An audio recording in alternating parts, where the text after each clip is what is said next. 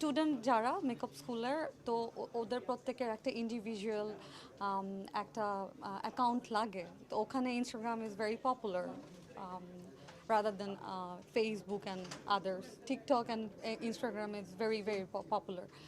তো আমার তখন পর্যন্ত আমি কোনো মেকআপ রিলেটেড কোনো অ্যাকাউন্ট আমার ছিল না।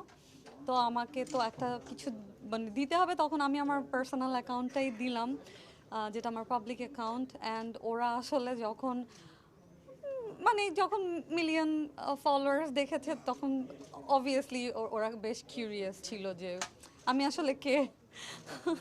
তো তখন আমি জানিয়েছি যে আমার আরেকটা প্রফেশন আছে, যেটা আমি আসলে দীর্ঘ অনেক বছর ধরে আমি এই প্রফেশনে আছি অ্যাজ অ্যান অ্যাক্ট্রেস, এবং কোয়াইট সাকসেসফুল বলা যায়।